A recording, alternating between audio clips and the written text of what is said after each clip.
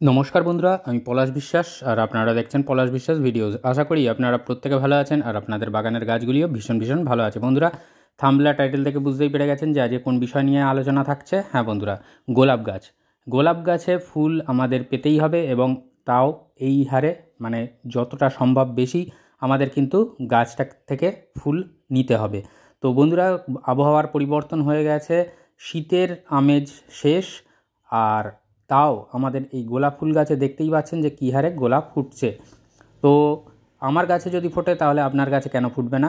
আর যাদের গাছে গোলাপ ফুলের কুঁড়ি ঝরে যাচ্ছে, পাতা পুড়ে পুড়ে যাচ্ছে এবং গোলাপ গাছের সঠিকভাবে বৃদ্ধি বিকাশ ব্যাহত হয়ে গেছে, আজকের ভিডিওটা কেবলমাত্র তাদের জন্য, যে প্রচুর পরিমাণে ফুল আপনারা পাবেন কিভাবে এবং তার জন্য মার্চ মাসের কেয়ার গোলাপ গাছের।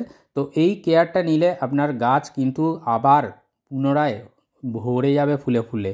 তো বন্ধুরা, একটুও স্কিপ না করে ভিডিওটা সম্পূর্ণ দেখার অনুরোধ রইল। আর অবশ্যই যারা এখনও পর্যন্ত চ্যানেলটি সাবস্ক্রাইব করেননি তাদের কাছে অনুরোধ করব চ্যানেলটি সাবস্ক্রাইব করে নিতে, কারণ সাবস্ক্রাইব করতে কিন্তু বন্ধুরা পয়সা লাগে না, অনুপ্রেরণা পাই আগামী ভিডিওর জন্য। আর যদি ভালো লাগে লাইক করবেন।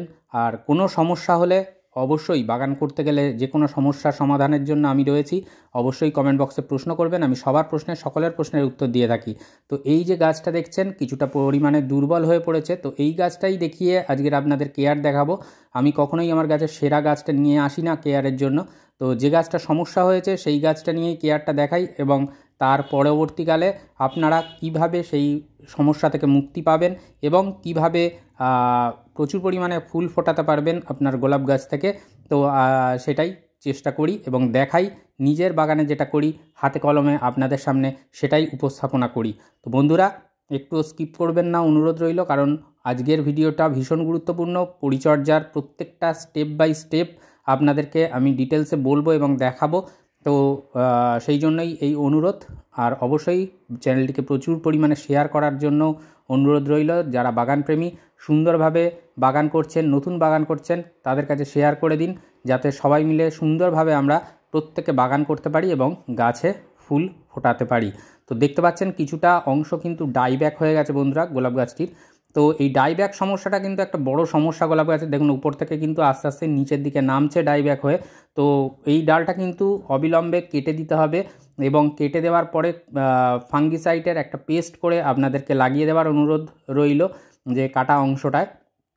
তাহলে দেখবেন প্রচুর পরিমাণে কিন্তু ডালটি আর ডাইব্যাক হবে না এবং প্রচুর পরিমাণে কিন্তু যে খাবারটা দেখাবো এবং যে কেয়ার নিতে বলবো সেইটা নিলে আপনাদের বাগান কিন্তু, গোলাপ গাছের বাগান ভরে যাবে ফুলে ফুলে।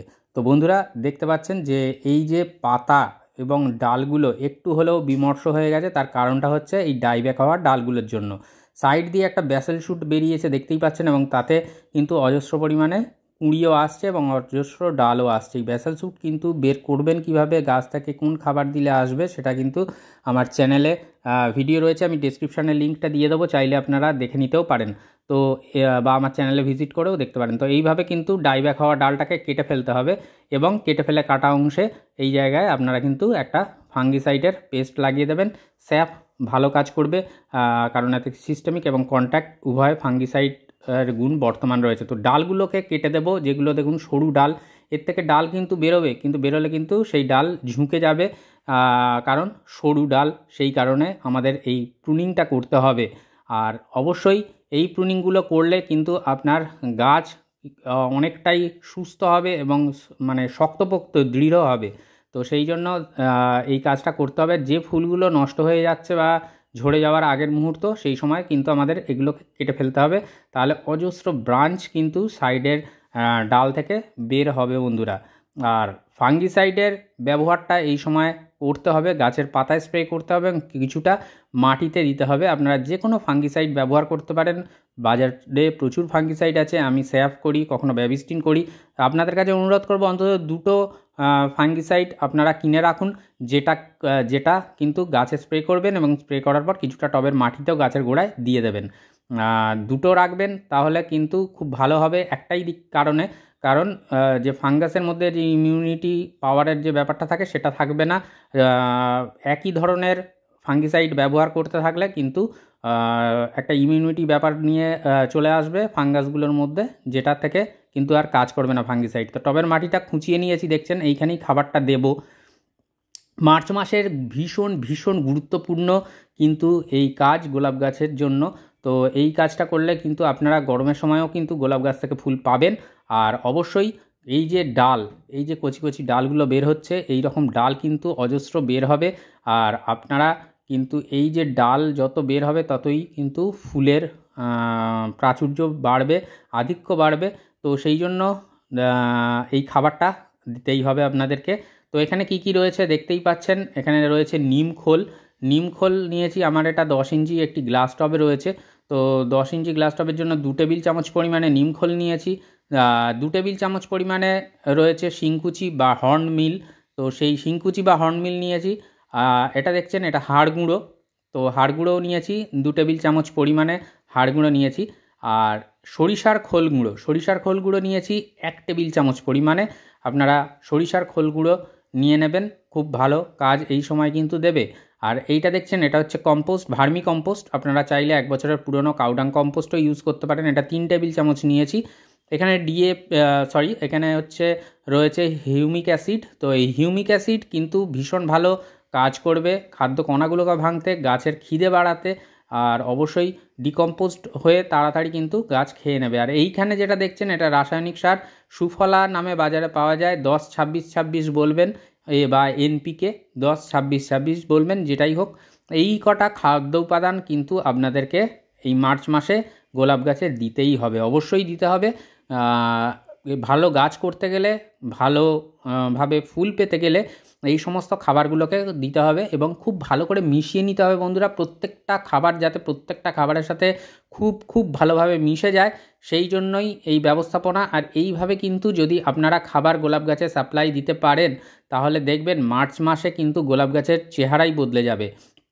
আর তার সাথে আরও অবশ্যই কিছু খাবার দাবার, ফোলিয়ার স্প্রে এবং কিছু ঘরোয়া টিপস আমি বলবো, যেগুলো ইউজ করবেন, তাহলে দেখবেন যে গোলাপ গাছ কিন্তু খুব ভালো থাকবে। আর তারপরেও বলে দিই যে খাবারের উপাদান, যেগুলো খাদ্য উপাদানগুলো নিলাম গাছের জন্য, সেগুলোকে কিন্তু প্রত্যেকটার সাথে প্রত্যেকটা খুব ভালোভাবে মিক্সড হয়ে যায়, যাতে সেই দিকটা মাথায় রাখতে হবে। কারণ গাছ যাতে সব জায়গা থেকে তাদের সমস্ত খাদ্য উপাদানগুলো গ্রহণ করতে পারে টবের মাটি থেকে, গাছের ফিডার রুটগুলো, সেই কারণে কিন্তু আমাদের এই খাদ্য উপাদানের ব্যবস্থাটা করতে হবে এবং খুব ভালো করে মিশিয়ে নিতে হবে, যাতে প্রত্যেকটা মিশে যায় প্রত্যেকের সাথে। আর এই খাবারগুলো আমরা কিন্তু টবের মাটির যে ড্রেনেজ হোল মতন করেছি, চারিধার থেকে একটা খালা বা নালার মতন কেটে নিয়েছি, সেই জায়গায় কিন্তু আমরা এই খাবারগুলো দেব এবং দিয়ে মাটি চাপা দিয়ে দেব এবং দেওয়ার পরে ভরপুর জল দেব। আর তারপরে 2 থেকে 3 ইঞ্চি টপ সয়েল যতক্ষণ না শুকাচ্ছে গোলাপ গাছের, ততক্ষণ পর্যন্ত কিন্তু আমরা কোনোরূপ জল দেব না। গাছটাকে ফুল সানলাইটেই রাখবো, কোনো সমস্যা নেই। গাছটাকে সকালের দিকে গাছে খাবার দেওয়ার চেষ্টা করবেন, যখন সূর্যের আলো আপনার বাগানে এসে পৌঁছায়নি সেই সময় খাবারটা দেবেন। এবং সেই সময় খাবার দিলে কিন্তু এই যে কোনো গাছই খুব ভালোভাবে তা গ্রহণ করবে এবং সেই সময়টায় কিন্তু ভীষণ ভালো কাজ হবে। তো বুঝতে পারলেন যে মাটিতে খাবার দেওয়ার ব্যবস্থাপনাটা কীরকম থাকবে। তো এরপরে যে জিনিসগুলো বলবো মন দিয়ে শুনুন। আপনারা 500 ml ফ্রিজের ঠান্ডা জল নেবেন। আর তার সাথে অবশ্যই সাধারণ যে জল, সেই জল 500 ml নেবেন। 1 লিটার জল হলো, সেই 1 লিটার জল আপনারা গাছগুলোকে সন্ধ্যার দিকে অথবা সকালের দিকে স্প্রে করতে থাকবেন। যে কোনো একটা টাইম, এখন এই মার্চ মাসে দাঁড়িয়ে আমি বলছি যে একটা টাইম যে কোনো আপনারা স্প্রে করবেন এবং ব্যবধানটা হবে 1 দিনের। 1 দিনের ব্যবধানে এই স্প্রেটা আপনাকে করতে হবে। প্লেন জল নেবেন, নিয়ে ভালো করে স্প্রে করে গাছগুলোকে ধুয়ে দেবেন বা স্নান করিয়ে দেবেন। টবের মাটির জন্য যারা গাছ করছেন তাদের জন্য বলছি। আর সিন্ডারে করলে তো অনেকবারই করতে হবে সারাদিনে, তো সেই বিষয়ে পরে আসছি, কারণ সিন্ডারের ভিডিও নিয়ে আমি আসবো 2-1 দিনের মধ্যেই, সিন্ডারে গোলাপ গাছের ভিডিও নিয়ে। তো আমি যেটা বললাম, এইভাবে কেয়ারটা করলে কিন্তু গোলাপ গাছ পোকামুক্ত থাকবে, রোগমুক্ত থাকবে। আর তার সাথে কিন্তু শালক সংশ্লেষটাও পাতা ধুয়ে দেওয়ার কারণে খুব ভালোভাবে গোলাপ গাছ করতে পারবে। আর যে টবের মাটিতে খাবারটা দেখালাম, এটা আপনারা মাসে 2 বার দেবেন, 15 দিনের ব্যবধানে দেবেন এই মার্চ মাস জুড়ে। তাহলে দেখবেন যে প্রচুর পরিমাণে কিন্তু শাখা প্রশাখা বার হচ্ছে এবং গাছ কিন্তু হেলদি হচ্ছে। আর তার সাথে অবশ্যই কিন্তু প্রচুর পরিমাণে ফুল আপনারা গাছ থেকে উপহার স্বরূপ পাবেন। আর এই ঠান্ডা জল যেটা বললাম এটা স্প্রে করবেন মাসে 2বার করে, ফাঙ্গিসাইডের ব্যবহারটা করবেন, আর সপ্তাহে 1বার করে নিম অয়েল স্প্রে করবেন এবং সেটা বিকেলের দিকে করবেন। আমি যেমন রবিবার করে ধার্য করে রেখেছি, বাগানের যত গাছ আছে সব গাছেই আমি নিম অয়েলটা স্প্রে করি সপ্তাহে 1 দিন করে। তো এই ছিল মার্চ মাসে গোলাপ গাছের কেয়ার। পাতা হলুদ হবে না, বিবর্ণ হয়ে যাবে না। আর তার সাথে আর একটা জিনিস বলবো যে কীটনাশকের ব্যবহার আপনারা কাকা এবং সুপার সোনাটা এই দুটো কীটনাশক রাখুন, অল্টারনেট করে মাসে 2বার করে স্প্রে করবেন সন্ধ্যাবেলা। তো তাহলে দেখবেন যে গাছ কিন্তু রোগমুক্ত থাকছে, পোকামুক্ত থাকছে, গাছ সুস্থ থাকছে, আর তার সাথে পাবেন প্রচুর পরিমাণে ফুল। আশা করি ভিডিওটা ভালো লাগলো, এবং যদি ভালো লাগে লাইক, কমেন্ট আর বাগানপ্রেমী বন্ধুদের মাঝে শেয়ারের অনুরোধ রইল। এভাবেই কেয়ার করুন। কোনো সমস্যা হলে অবশ্যই কমেন্ট বক্সে প্রশ্ন করবেন। আজকের মতো এ পর্যন্তই, আবার আসছি আগামীকাল সন্ধ্যা 6টায়। ততক্ষণ সকলে সুস্থ থাকুন, ভালো থাকুন, আর প্রচুর পরিমাণে দেখতে থাকুন পলাশ বিশ্বাস ভিডিওস, আর অবশ্যই তার সাথে প্রচুর পরিমাণে গাছ লাগাতে থাকুন। নমস্কার বন্ধুরা।